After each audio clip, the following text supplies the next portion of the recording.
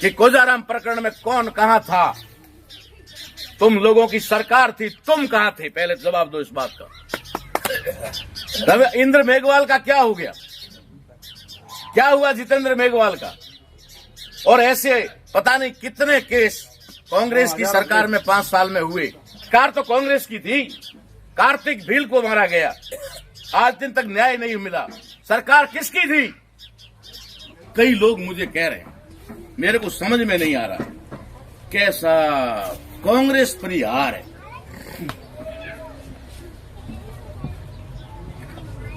ऐसी बातें सुनने को मिल रही है मुझे कि कांग्रेस हार जाएगी। तो कांग्रेस हार जाएगी या जीत जाएगी, उससे तुझे क्या मिलेगा। 60 साल तक जीती थी ना, 60 साल तक जीती थी, क्या तुम्हें न्याल कर दिया, क्या तुम्हें उठा लिया ऊपर। और आज अगर कांग्रेस जीत गई या हार गई तो तेरा क्या होने वाला, तुझे क्या मिलने वाला है। अगर तुम बात करते हो कि कांग्रेस हार जाएगी, तुम्हें ज्यादा इस बात का डर है, तो अभी 3 महीने पहले तो कांग्रेस की सरकार थी ना। आज बड़ी बड़ी मंचों पर बातें ठोकने वाले और लोगों को चैलेंज करके ये कहने वाले कि कोजाराम प्रकरण में कौन कहां था।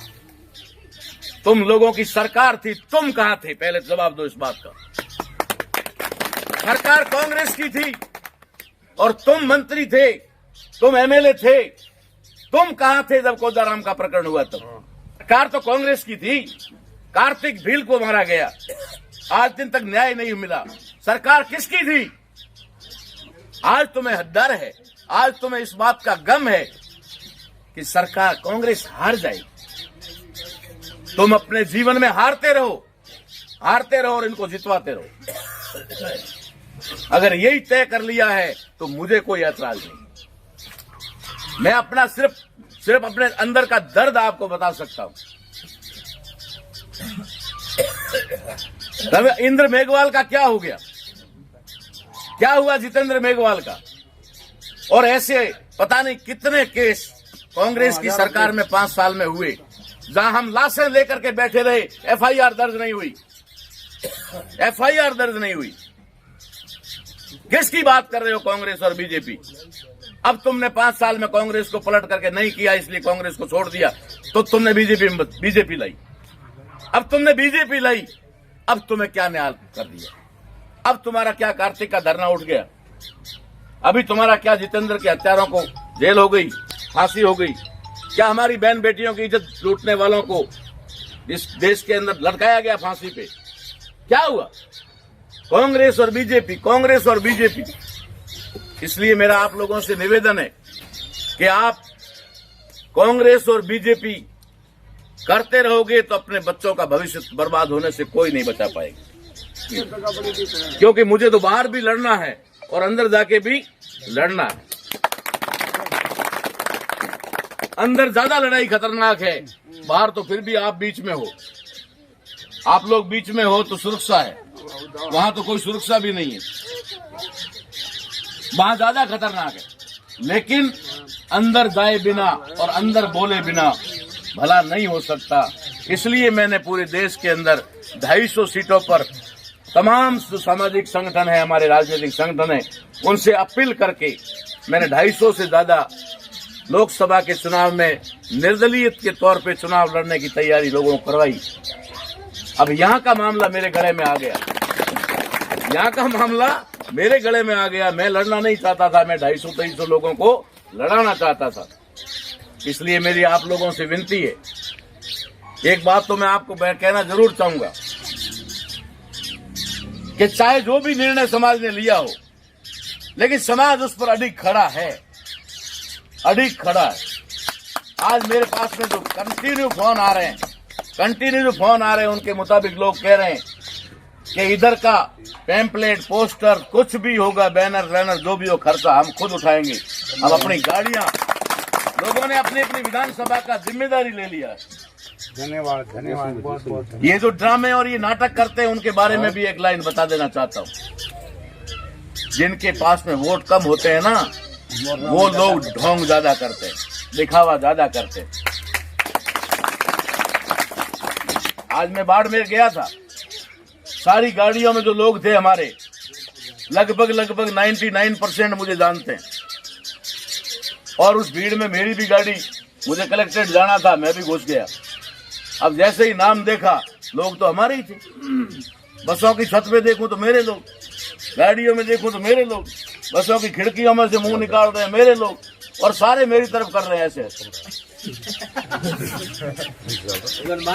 एक गाड़ी जाम में फंस गई, एक टोला था, उसके ऊपर लड़के बस चढ़े हुए थे। मैंने भी थोड़ा कांच खोला तो उसने कहा कि साहब मजा लेवा आया हूँ। नाराज मत वैसे, मैं तो मजा लेवा आया, ठीक है नहीं। तो हताश और निराश होने की जरूरत नहीं है, इस गांव के लोगों को भी और देश के लोगों को भी शुरुआत करने की जरूरत है। अगर शुरुआत किसी ने की तो अंजाम तक मामला जरूर पहुंचता है, लेकिन जिस बात की और जिस काम की शुरुआत नहीं हुई उसका अंजाम तक पहुंचना कैसे संभव होगा। 75 साल में एक वार्ड पंच या सरपंच की भी कल्पना नहीं कर पाए। वो कमेरा वर्ग नाई है, दर्जी है, घांची है, तेली है, कुम्हार है, सुथार है, लोहार है, ये कहां जाएंगे? ये तो कभी कल्पना भी नहीं कर सकते संसद में जाने की। मैंने उन लोगों के लिए एक रास्ता खोल दिया है कि अगर तुम संगठित हो गए तो एक दर्जी का बेटा भी पार्लियामेंट में जाएगा, एक नाई का बेटा भी पार्लियामेंट में जाएगा, अगर तुमने इस रास्ते को अपना लिया जो रास्ता मैंने निकाला है। इसलिए आपको हताश और निराश होने की जरूरत नहीं है। अपनी गिनती करवा दो, अपनी ताकत की गिनती करवा दो कि इतने हम हैं। अगर कोई ये कहता है कि ताराराम को वोट देने से वोट खराब हो जाएंगे, तो क्या जो पहले दिए हैं वो सोने के बन के वापस आए हैं? ताराराम को दिया हुआ वोट अगर खराब हो जाएगा, गटर में चला जाएगा, तो जो पहले कांग्रेस और बीजेपी को दिए हैं वो क्या सोने के बन के वापस आए हैं?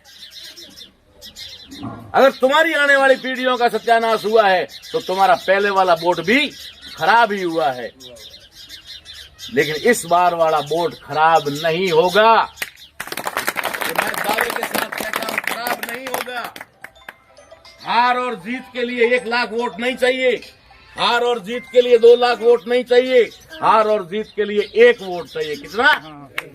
1 वोट चाहिए। लेकिन अगर आपने SC, ST, OBC के लोगों ने और माइनॉरिटी के लोगों ने अगर अपनी गिनती करवा दी, अगर अपनी संख्या गिनवा दी कि इतने तो हम संगठित हैं, एक जगह हैं, तो आने वाले टाइम में यही पार्टियां तुम्हारे सामने नतमस्तक हो जाएगी, तुम्हारे सामने घुटने टेक देगी। मैं उनके घमंड को तोड़ना चाहता हूं जो लोग